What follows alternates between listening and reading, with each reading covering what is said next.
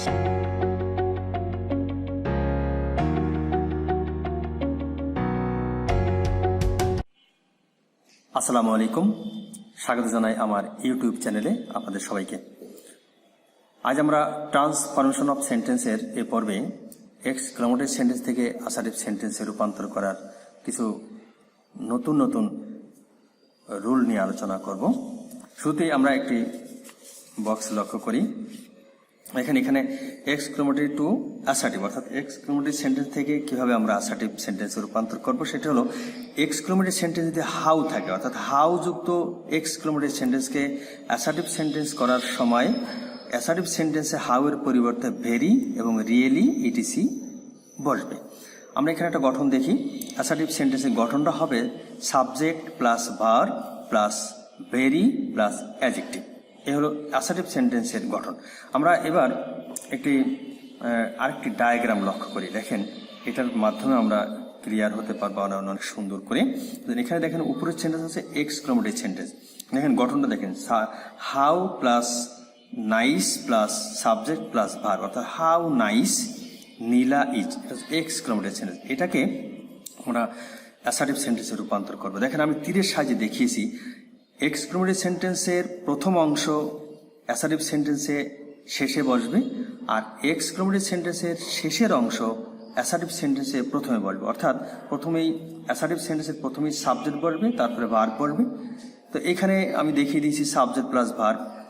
তো এখানে নীলা ইজ, এটা হচ্ছে সাবজেক্ট আর ইজ হলো ভার্ব। নীলা ইজ এটা প্রথমে আসবে। দেখেন আমি কিন্তু তীরের সাহায্যে আপনাদেরকে দেখিয়ে দিয়েছি অ্যাসার্টিভ সেন্টেন্সের গঠনটা অনুযায়ী কিভাবে আমরা হাউ যুক্ত এক্সক্লামেটিভ সেন্টেন্সকে অ্যাসার্টিভ সেন্টেন্সে রূপান্তর করব। তাহলে প্রথম অংশটা শেষে যাবে আর শেষ অংশটা প্রথমে আসবে। তাহলে শেষ অংশে কি আছে? সাবজেক্ট ভার্ব আছে। তাহলে নীলা ইজ আর হাউ নাইস এই অংশটা শেষে যাবে। আমরা মনে রাখবো হাউ এর পরিবর্তে আমরা ভেরি ব্যবহার করব। তাহলে হাউ নাইস এটা চলে যাবে এখানে ভেরি নাইস। কি হলো তাহলে অ্যাসার্টিভ সেন্টেন্সে? নীলা ইজ ভেরি নাইস। আপনি যদি একটু লক্ষ্য করেন তাহলে আপনি নিজে নিজে অনেক ছোট ছোট বাক্য নিজে তৈরি করতে পারবেন। এবার আমরা উদাহরণের সাহায্যে আসি। দেখেন এক্সক্লামেটিভ সেন্টেন্সে আছে how beautiful the flower is. এখানে দেখেন how plus adjective subject plus verb, অর্থাৎ এটা হলো এক্সক্লামেটিভ সেন্টেন্স। আমরা অ্যাসার্টিভ সেন্টেন্সে রূপান্তর করবো। সূত্র অনুযায়ী আমরা কি করব? শেষ অংশ কি আছে? দি ফ্লাওয়ার ইজ, এটা হচ্ছে শেষ অংশ, তো এটা প্রথমে আসবে। আর হাউ বিউটিফুল এটা শেষে যাবে, হাউ জায়গায় হবে ভেরি।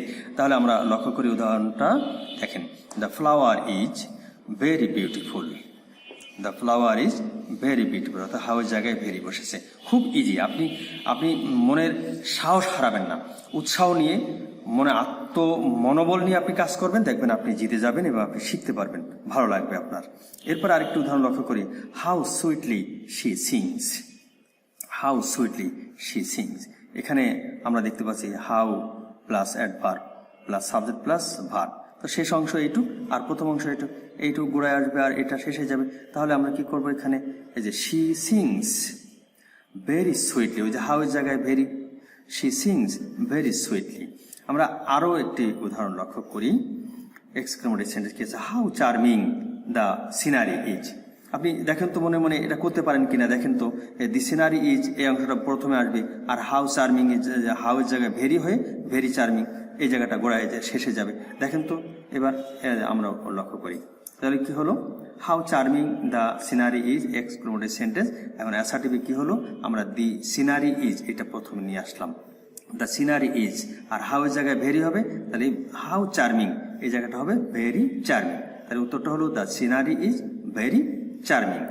এখন বিষয় হচ্ছে আপনারা যদি একটু বেশি বেশি লক্ষ্য করেন বা অনুশীলন করেন, প্র্যাকটিস করেন এবং আত্মমনোবল সহকারে উৎসাহ নিয়ে আপনি মনকে ভেঙে ফেলবেন না, তাহলে দেখবেন আপনার লার্নিংটা অনেক মজবুত হবে এবং অনেক সুন্দর হবে। আর আমার এই ভিডিওটি যদি আপনাদের ভালো লাগে তাহলে অবশ্যই সাবস্ক্রাইব করবেন এবং লাইক দিবেন এবং শেয়ার করবেন আপনার অন্যান্য বন্ধু বান্ধব বা অন্যান্য সকলের সাথে শেয়ার করবেন, এবং আমি যাতে আপনাদের জন্য এই আরো ভালো কিছু উপহার নিয়ে আপনাদের সামনে হাজির হতে পারি। ধন্যবাদ আপনাদের সবাইকে।